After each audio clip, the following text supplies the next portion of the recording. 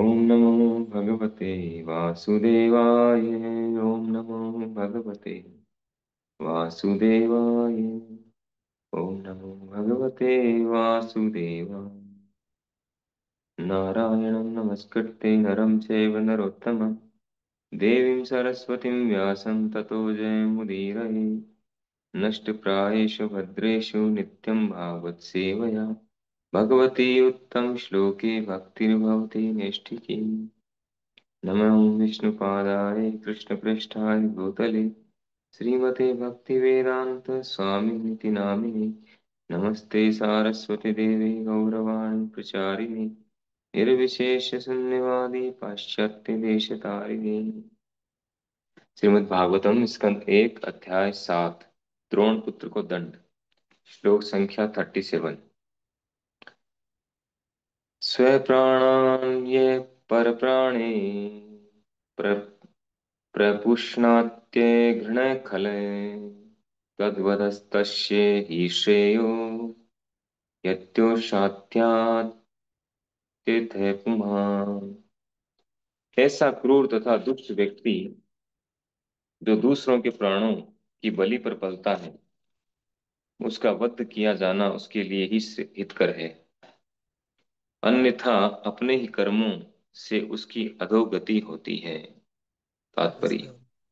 जो व्यक्ति क्रूरता हरे तथा कृष्ण। निर्लजता पूर्वक राम राम राम राम। हरे कृष्ण हरे राम राम राम। हरे कृष्ण।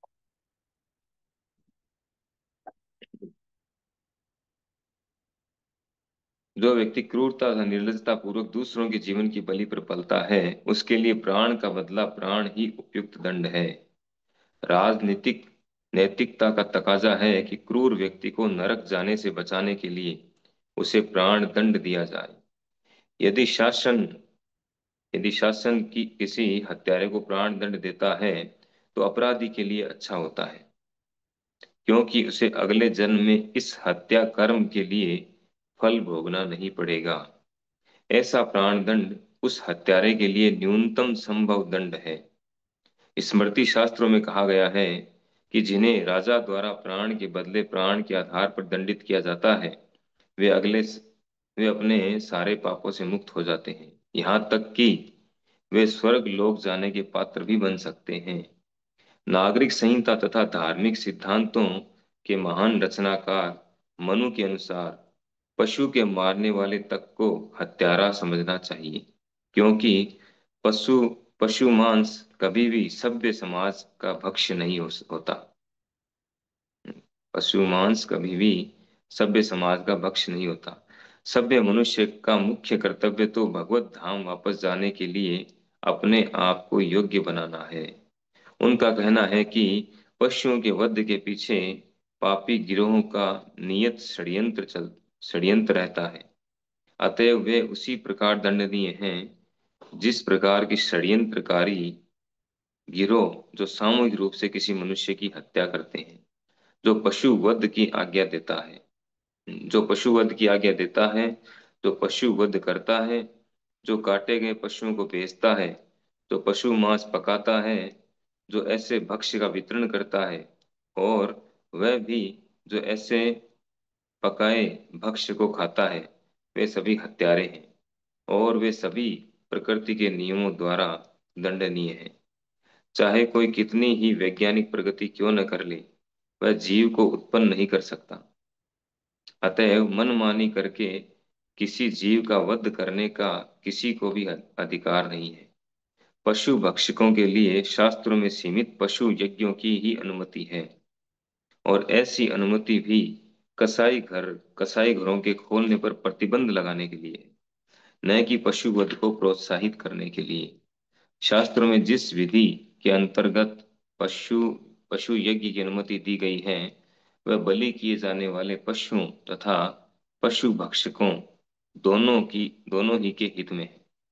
ये पशु के हित में यूं है क्योंकि बलि होने वाला पशु वेदी में बलि होते ही मनुष्य योनि प्राप्त कर लेता है, और पशु भक्षक भी स्थूल पापों से बच जाता है।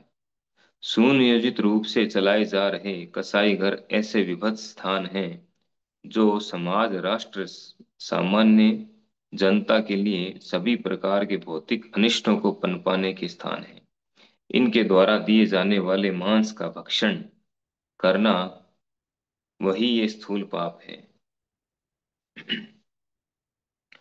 यह भौतिक जगत स्वयं ही चिंताओं से भरा हुआ स्थान है, और उसमें पशुओं के वध को प्रोत्साहित करने से सारा वातावरण युद्ध, महामारी, अकाल तथा अन्य कई अवांछित विपत्तियों से अधिकाधिक दूषित होता जाता है। श्रील प्रभुपाद की जय।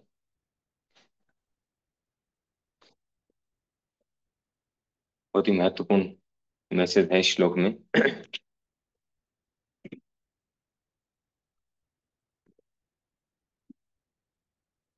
यहाँ प्रसंग चल रहा है द्रोण पुत्र को दंड।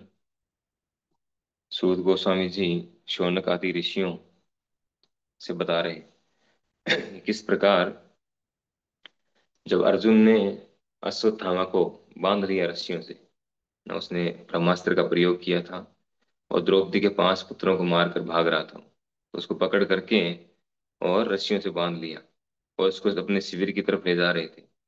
तब भगवान बोलना शुरू करते हैं। भगवान श्री कृष्ण कहते हैं कि इस हत्यारे को क्यों छोड़ रहे, इस पर दया मत दिखाओ, क्योंकि इसने सोते हुए बच्चों को मारा है। और पिछले श्लोक में पढ़ चुके हैं कि इस तरह का व्यक्ति, जो असावधान, नशे में उन्मत्त व्यक्ति, या पागल, सोए हुए, डरे हुए, रथ विहीन, या बालक, स्त्री, शरणागत जीव का वध करता है, वह आतताई है, उसका तुरंत वध करना चाहिए। तो इस श्लोक में बल देकर के कहा गया है कि ऐसा क्रूर व्यक्ति, क्रूर तथा दुष्ट व्यक्ति, ऐसे व्यक्ति को क्रूर और दुष्ट कहा गया है, क्योंकि दूसरों के प्राणों पर पलता है, दूसरों के प्राणों की बलि देकर वो अपना जीवन यापन करता है। तो ऐसा व्यक्ति बहुत ही क्रूर है, और ऐसे व्यक्ति के लिए मनु संहिता में प्राण दंड बताया गया है। तो यहाँ जो समझने वाली बात है कि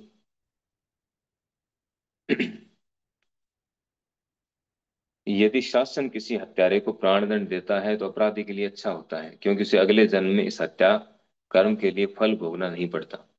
तो इसको हम कैसे समझे कि अगर राजा या शासन जो है, वो अगर किसी को सजा दे, मान लो किसी ने किसी का मर्डर किया, पशु की हत्या की है, मनुष्य की हत्या की, और बदले में अकॉर्डिंग टू मनु संहिता उसको अगर प्राणदंड दिया गया, तो क्या अगले जीवन में उसको उसका बदला नहीं चुकाना पड़ेगा, जैसा कि प्रकृति के नियम है।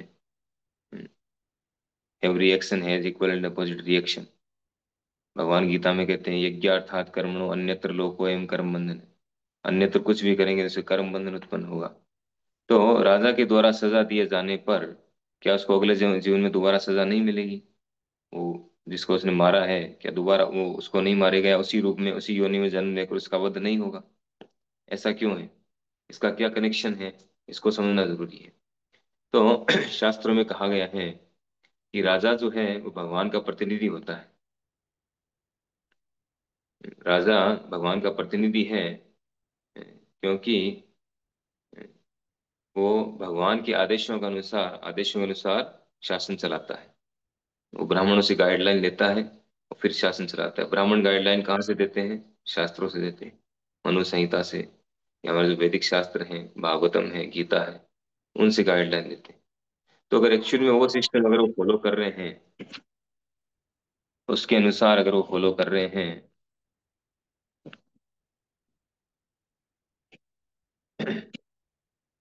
तो उन नियमों के अनुसार अगर वो हत्यारे को प्राणदंड देते हैं, तो निश्चित रूप से उसका वो जो पाप है वो कट जाता है।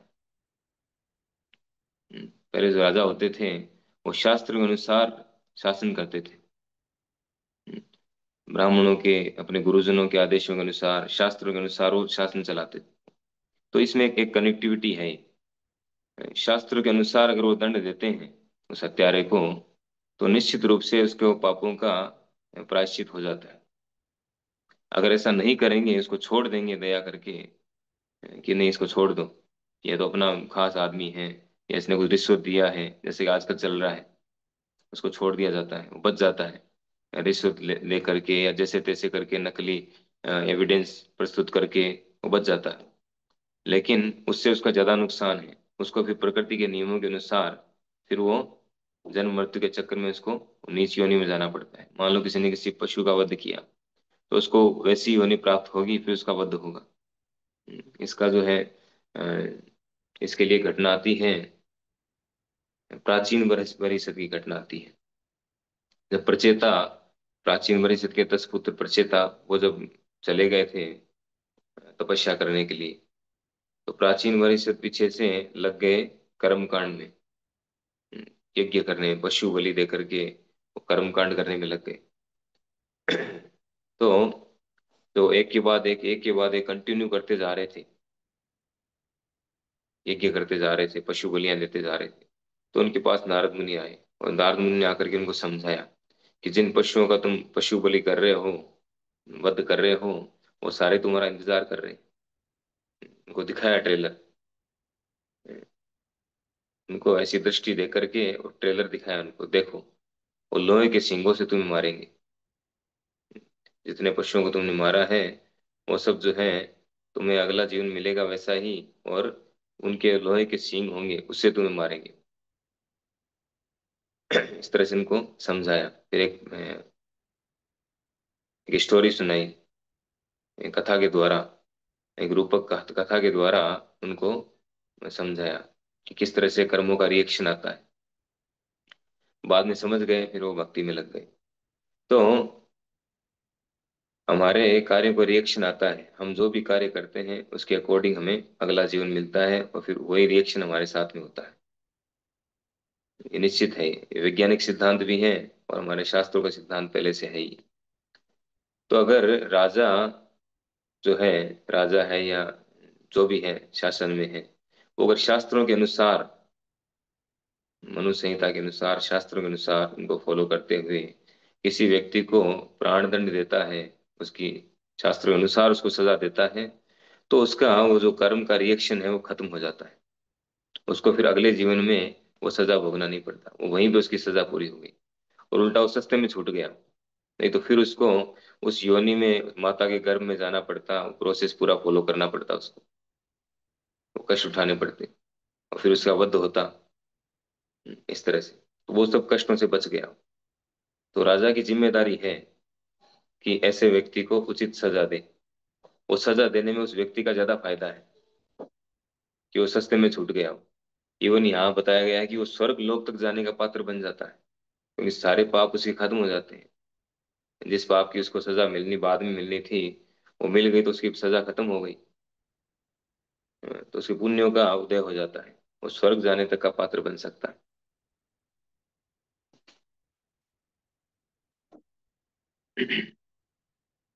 तो बहुत महत्वपूर्ण है। तो रूपा जी यहाँ पर स्पेशली विरोध कर रहे हैं इसका, कि पशुओं का वध, कह रहे हैं कि जितना महत्वपूर्ण एक मनुष्य है, एक पशु भी उतना ही महत्वपूर्ण है, क्योंकि वो अपना प्रकृति का जो चक्र है उसको पूरा कर रहा है।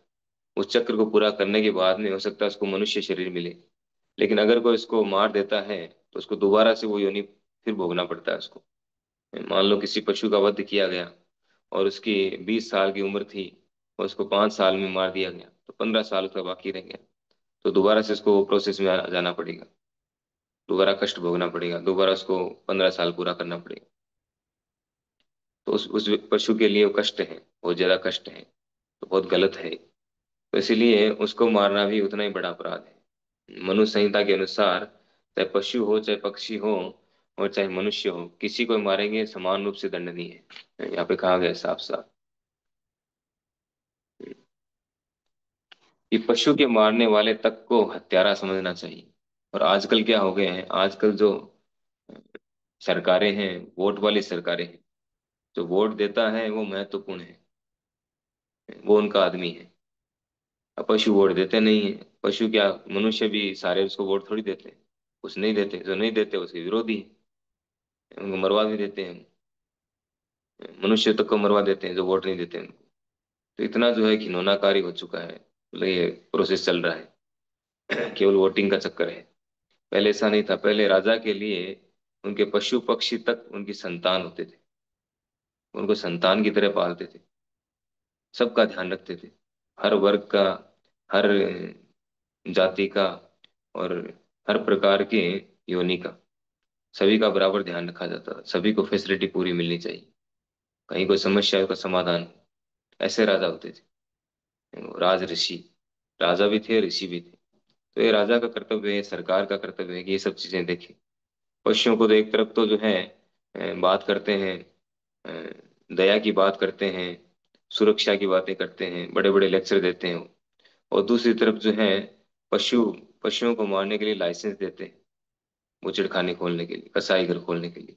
ये कैसी सरकार है, ये कैसे राजा है? राजा खुद ही हत्यारे हैं। तो क्या सॉल्यूशन होगा?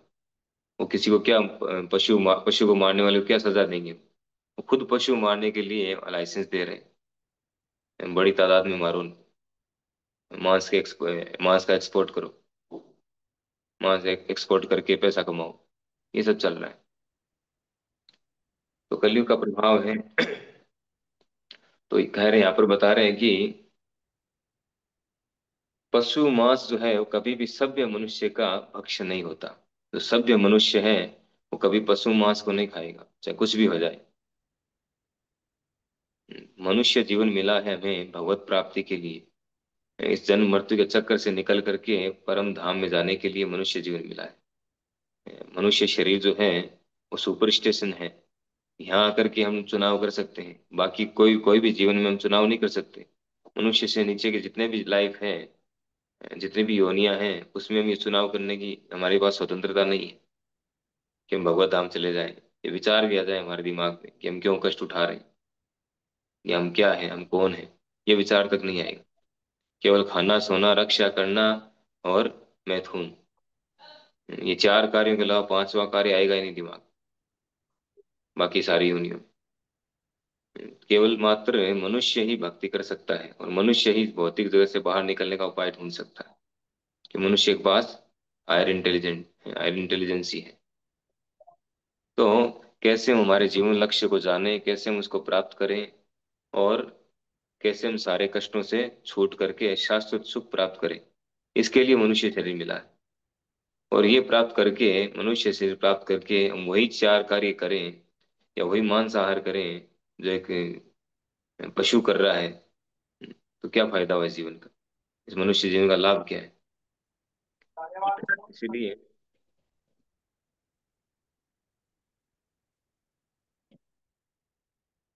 सभ्य मनुष्य को कभी भी मांसाहार नहीं करना चाहिए।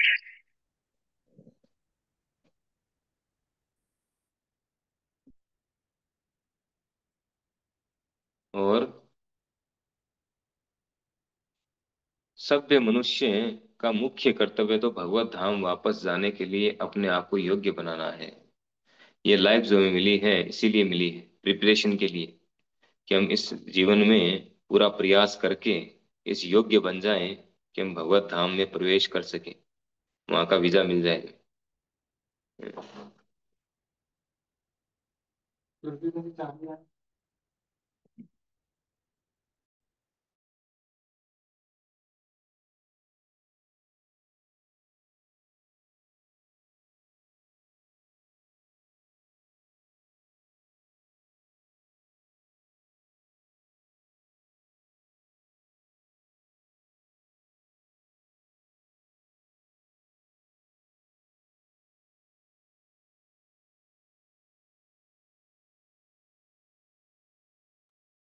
हरे कृष्ण। तो मनुष्य जीवन जो है वो एकमात्र यहाँ से निकलने के लिए है, यहाँ फंसने के लिए नहीं है। इसलिए मनुष्य जीवन प्राप्त करके हमें क्या करना चाहिए? यज्ञार्थात कर्म, केवल मात्र भगवान की प्रसन्नता के लिए कार्य करना चाहिए। ये पूरी लाइफ जो हमें प्रिपरेशन में लगा देना चाहिए, इस तैयारी में लगा देना चाहिए। लेकिन हो क्या रहा है, अज्ञानता के कारण आधी लाइफ तुम लगा देते हैं नौकरी प्राप्त करने के लिए, कि नौकरी कैसे मिलेगी, कैसे हम अच्छे नौकर बने बड़ी बड़ी कंपनियों के। उसमें हम आधी लाइफ चली चली जाती है हमारी, 25-30 साल। और 50-60 साल की पूरी लाइफ होती है। 4-5 साल के बाद हम पढ़ाई शुरू करते हैं, तो 4 साल 3 साल उसमें चले गए, और उसके बाद में 20-25 साल तक पढ़ते हैं, तो 30 साल चले गए टोटल। और 60 साल के बाद एंड हो जाएगा हमारा, तो कंपनी वाले किक किक मार के आउट कर देंगे हमें कि बेकार हो गए तुम।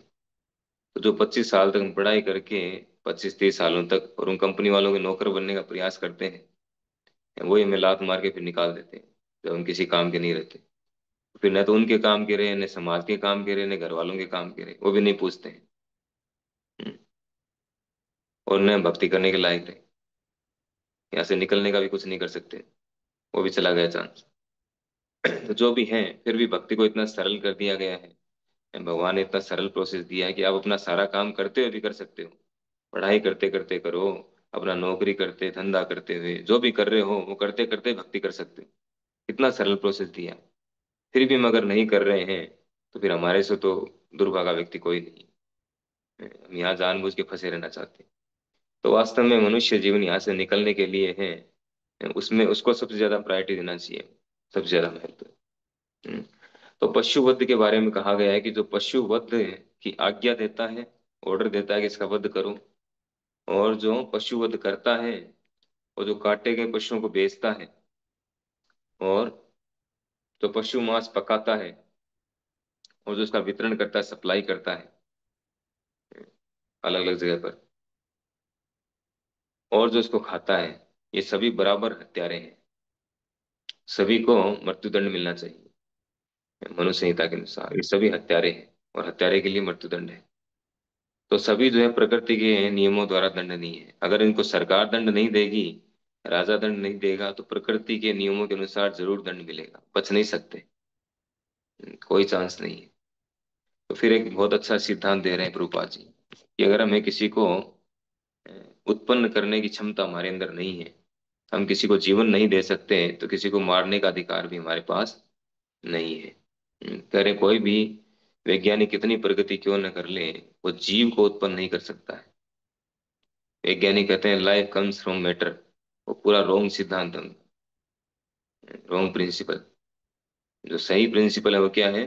लाइफ कम्स फ्रॉम लाइफ, जीवन से जीवन आता है। जीवन का स्रोत जीवन है, मैटर नहीं है जीवन का स्रोत। तो चीजों को समझना चाहिए हमें। जब किसी को हम प्रभुपाद जी तो यहाँ तक चैलेंज करते थे, आप लाइफ कम्स फ्रॉम लाइफ जो बुक पढ़ो प्रभुपाद जी की, उसमें क्या कानून। वो कहते हैं, वैज्ञानिकों को कहते हैं कि आप अपने लेबोरेटरी में एक रेत का दाना नहीं बना सकते हो आप, लाइफ तो छोड़ो, आप मैटर नहीं बना सकते। इतनी योग्यता ही नहीं है आप लोगों में। एक चावल का दाना नहीं बना सकते आप। एक घास की पत्ती नहीं बना सकते। चलते फिरते जीव तो क्या बनाएंगे? रोबोट भले ही बना लो, वो भी सारी चीजें लेकर के, जो भगवान ने फैसिलिटी दी है उनको लेकर के बना सकते हो। खुद से बना के दिखाओ कुछ, कुछ नहीं कर सकते हो। तो हमें किसी को मारने का अधिकार नहीं है। हम्म?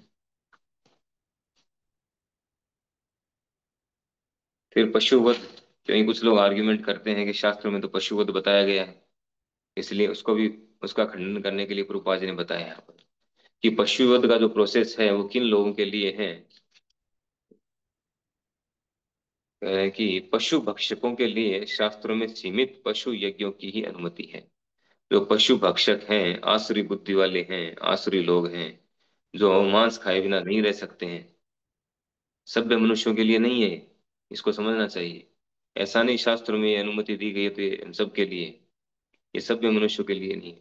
ये उन लोगों के लिए है जो पशु मेंटेलिटी के लिए है, तमोगुणी है, पशु मेंटेलिटी वाले।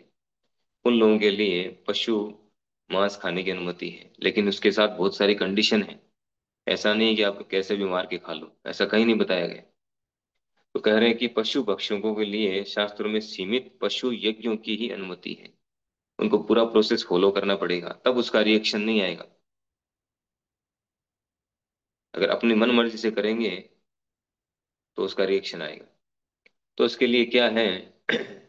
और कह रहे हैं कि वो जो पशु भक्षकों के लिए जो अनुमति है, यज्ञों की अनुमति है शास्त्रों में, वो कसाई घरों को प्रमोट करने के लिए नहीं है। इसका मतलब ये नहीं कसाई कसाई घर खोल दिए जाए, नहीं।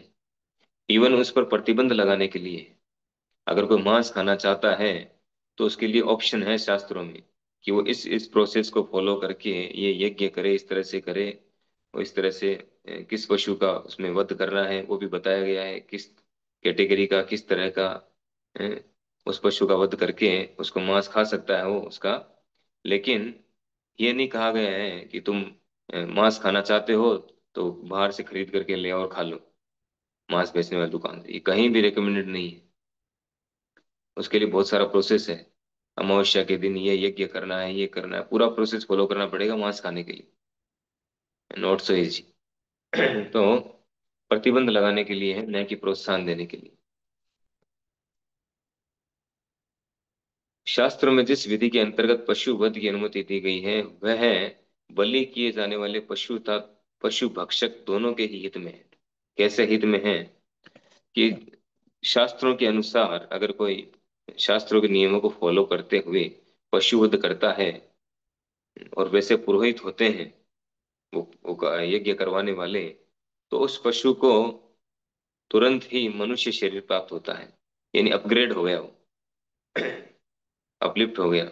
उसको पशु शरीर से मनुष्य शरीर मिल गया, और मनुष्य शरीर ज्यादा महत्वपूर्ण है पशु से, क्योंकि मनुष्य शरीर के द्वारा ही वो जीवन लक्ष्य को जान सकता है, उसको प्राप्त कर सकता है।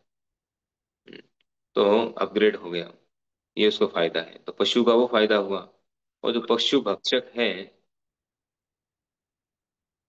उसको क्या फायदा है कि वो स्थूल पापों से बच जाता है, क्योंकि मांस खाए बिना रहेगा नहीं। और अगर बिना उन नियमों को फॉलो करे अगर मांस खाएगा तो उसके रिएक्शन के स्वरूप उसको अगला जीवन पशु का मिलेगा, उसको वैसे वैसे सजा भोगनी पड़ेगी। लेकिन अगर वो शास्त्रों के नियमों को पालन करते हुए पशु बलि दे करके उसका मांस खाता है तो उसको वो रिएक्शन नहीं भोगना पड़ेगा, क्योंकि उसमें उस पशु का भला हुआ, उसको मनुष्य शरीर मिला, तो इसलिए उसका रिएक्शन नहीं आएगा। ये फायदा है। तो आजकल इतने ये सब कुछ जानते नहीं है, सब मूर्ख हैं, शास्त्र पढ़ते नहीं है, शास्त्र जानते नहीं है। सभ्य लोग ही नहीं पढ़ते हैं।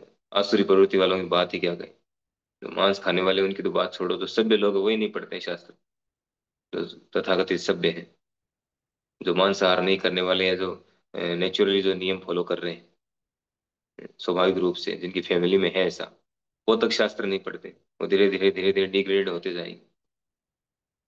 तो सुनियोजित रूप से जो कसाई घर चलाए जा रहे हैं, रूपाजी अंत में बता रहे हैं, ये सब ऐसे खतरनाक कार्य हैं, इनका रिएक्शन आएगा, और किस रूप में आएगा, बहुत बड़े बड़े लेवल पर, मास लेवल पर।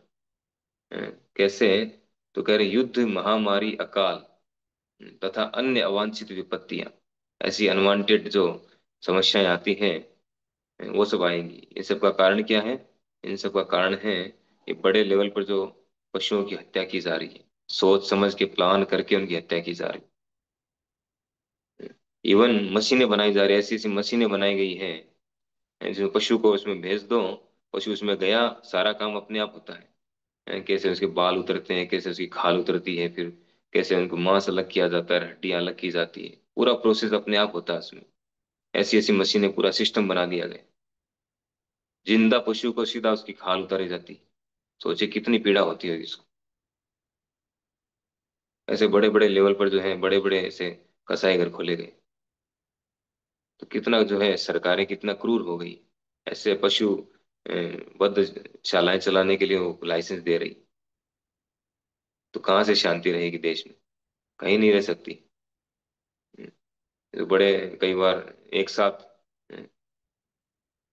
कलेक्टिव कर्म का जो रिएक्शन आता है, एक साथ जो है फ्लाइट क्रैश हुई, 200 लोग मर गए, कभी वो भूकंप आया, इतने हजारों लोग मर गए, ये सब क्यों होता है, इसी कारण होता है, उसी का रिएक्शन है सब।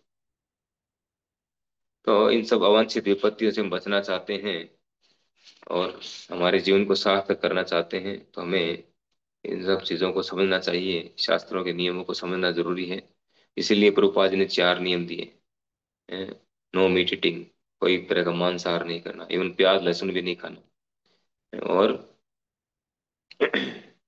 नशा न करना, पवित्रता बनाए रखना, अवैध संबंध न बनाना। तो ये चार नियम क्यों दिए गए? ये चार नियम पालन करने वाला कोई भक्त नहीं होता है। ऐसा नहीं भक्त बन गया बहुत बड़ा। चार नियम पालन करने वाला मनुष्य के लेवल पर आता है। यानी सभ्य मनुष्य जो है वो ये चार नियम फॉलो करता है। जो ये चार नियम फॉलो नहीं करता है उसको वो मनुष्य की कैटेगरी में नहीं है, वो पशु है। तो इसलिए चार नियम दिए गए हैं। बहुत महत्वपूर्ण मैसेज है इसमें, श्लोक में। हरे कृष्णा। श्रीमद् भागवत महापुराण की जय, श्री प्रभुपाद की जय।